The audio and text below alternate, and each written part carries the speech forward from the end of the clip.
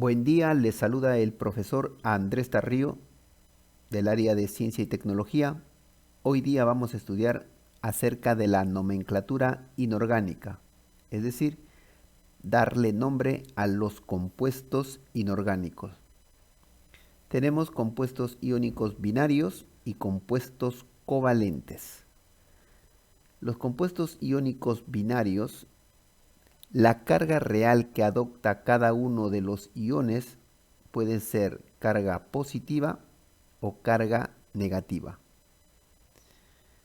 La carga nos indica la cantidad de electrones ganados o perdidos. Si es ganado, tiene carga negativa. Y si es perdido, carga positiva. El cloruro de potasio, ahí tenemos conformados por el potasio y el cloro. La valencia del potasio es 1. Está representado con una X. Y cloro tiene 7 electrones de valencia que se encuentran alrededor de ella. Cada átomo, cada elemento químico debe tener sus 8 electrones alrededor de ella, es decir, cumpliendo la regla del octeto. Por lo tanto, ese electrón del potasio pierde y el cloro gana ese electrón. Ese es un compuesto iónico. Por eso es que la carga del potasio es positivo 1, que quiere decir pierde un electrón. Y la carga del cloro es negativo 1, que es el electrón que gana. El potasio es un metal y el cloro es un no metal. Los metales pierden electrones y los no metales ganan electrones. Ahí tenemos la cantidad de electrones, en este caso que contiene el potasio y el cloro. El estado de oxidación del potasio es positivo 1 y el estado de oxidación del cloro negativo 1. Los compuestos covalentes, la carga aparente que adopta cada átomo al romperse los enlaces. Estos tipos de enlaces se dan entre elementos no metálicos. El átomo con mayor número de electrones de valencia gana electrones, mientras que el otro átomo con menor número de electrones de valencia pierde electrones, aparentemente. El agua, conformado por hidrógeno y oxígeno, el elemento con mayor electrones de valencia se coloca en el centro y alrededor, en este caso, los hidrógenos con menor número de electrones de valencia. Los 6 electrones de valencia que presenta el oxígeno gana, en este caso, o comparte electrones con el hidrógeno. De esta manera, el oxígeno completa la regla del octeto, es decir, sus 8 electrones alrededor de ella. Estos 2 electrones son los que comparten el oxígeno con los hidrógenos.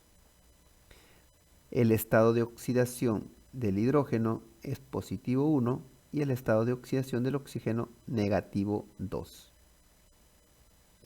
Reglas para determinar el estado de oxidación. Tenemos lo siguiente. Todo elemento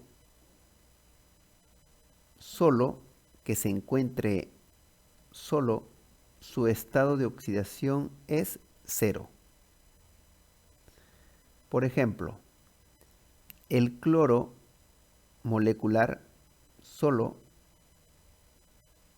su estado de oxidación de la molécula es 0. La plata, que se encuentra solo, 0. Fósforo molecular, 0. Oxígeno molecular, 0. Generalmente en un compuesto, el estado de oxidación del hidrógeno generalmente actúa con positivo 1. el estado de oxidación del oxígeno generalmente actúa con -2. En el caso de los metales, el estado de oxidación de la familia de los alcalinos tienen carga +1 y los estados de oxidación de la familia de los alcalinos térreos, es decir, del grupo 2A, tienen carga +2. Ahí tenemos un cuadro en la que visualizamos los estados de oxidación con la que actúan los elementos metálicos cuando se combinan con el oxígeno. Ahí tenemos entonces el litio, sodio, potasio, rubidio, cesio, plata, tienen un estado de oxidación, que en este caso es +1 o 1 positivo. Berilio, magnesio, calcio, estroncio, bario, radio, zinc y cadmio tienen un estado de oxidación que es +2.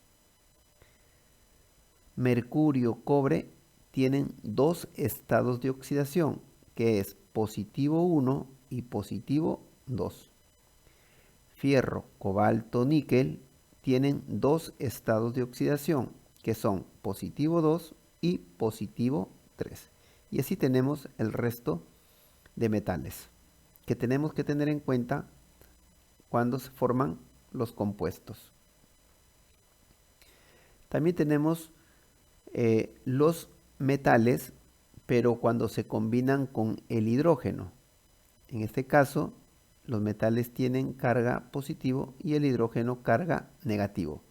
Aquí es donde el hidrógeno actúa con carga negativa, ya que decíamos que generalmente el hidrógeno actúa con carga positiva, pero cuando va a formar, en este caso, los hidruros metálicos, el hidrógeno lo va a hacer con carga negativa. Por lo tanto, los elementos que participan son litio, sodio, potasio, cesio, oro, plata y cobre, tienen carga +1. Berilio, magnesio, calcio, estroncio, bario, radio, zinc, cadmio, mercurio, +2. Aluminio, galio, bismuto, +3. Para los no metales cuando se combinan con el oxígeno, y decíamos que el oxígeno generalmente actúa con -2, como lo hace acá con los no metales y como lo hace acá con los metales. Entonces los elementos son boro, un estado de oxidación que es +3. Silicio, un estado de oxidación que es +4. El nitrógeno y el fósforo tienen 3 estados de oxidación que es +1, +3, +5. Y así tenemos otros elementos más en el cuadro. Cuando los no metales se combinan con el hidrógeno, en este caso el hidrógeno actúa con carga +1 y los no metales con carga negativa. Y ahí tenemos, por ejemplo, el boro, que tiene estado de oxidación -3, silicio -4, carbono -4, nitrógeno, fósforo, arsénico, antimonio -3. Y así tenemos otros elementos más con la carga que tenemos que tener en cuenta al formar compuestos u sustancias. Reglas para determinar el estado de oxidación. Tenemos la sumatoria de los estados de oxidación de los compuestos deben ser igual a 0. Pero si se trata de un ion, es decir, que presenta carga, la sumatoria de los estados de oxidación del ion es igual a la carga del ion. Para entenderlo mejor, vamos a ver un ejemplo. Tenemos el ácido sulfúrico. El ácido sulfúrico, su fórmula es H2SO4. Tenemos la carga del hidrógeno, que es positivo 1. Debemos colocar de los elementos que conocemos, como es del hidrógeno, y del azufre no lo sabemos, le colocamos una X, y del oxígeno negativo 2. Como se dice, generalmente el hidrógeno actúa con positivo 1 y el oxígeno con negativo 2. El azufre tiene más de un estado de oxidación. ¿Y cómo la hallamos? Como dice, la sumatoria de los estados de oxidación de un compuesto debe ser igual a 0. Una vez que hayamos colocado las cargas de los átomos que conocemos, como del que no conocemos en el caso del azufre, que le hemos colocado una X, debemos proceder a hacer lo siguiente: multiplicar la cantidad de átomos por la carga. Tenemos, por ejemplo, el hidrógeno. El hidrógeno tiene 2 átomos. Ahí está representado el número 2. Y se multiplica por su carga, que es positivo 1. Sumamos, en este caso, cantidad de átomos del azufre es 1. Cuando no aparece el número, indica que es 1. Multiplicamos por su carga, que desconocemos. Se le ha colocado la letra X. Más del oxígeno, 4 átomos de oxígeno por su carga, que es negativo 2. Todo esto debe ser igual a 0. Desarrollamos y nos quedaría de la siguiente manera: 2 por 1, 2, positivo, más 1 por X, X, más por menos, menos, 4 por 2, 8, más 2 menos 8, nos queda menos 6. Signos diferentes se resta. El 6 negativo pasa al otro lado con 6 positivo. Por lo tanto, el estado de oxidación del azufre es positivo 6. En el caso del ion, tenemos por ejemplo el ion sulfato. La carga del ion sulfato SO4, todo SO4, su carga es negativo 2. Si nosotros observamos el ácido sulfúrico y el ion sulfato, al ion sulfato le falta los 2 hidrógenos. Por eso es que su carga es negativo 2. Por lo tanto, la sumatoria de cargas deben ser igual a la carga del ion. En este caso, hacemos lo siguiente: del azufre decíamos que desconocemos, y el oxígeno generalmente actúa con negativo 2. Y vamos a multiplicar un azufre por X más 4 oxígenos por negativo 2. Y esto es igual a la carga. ¿Cuánto es la carga? Negativo 2.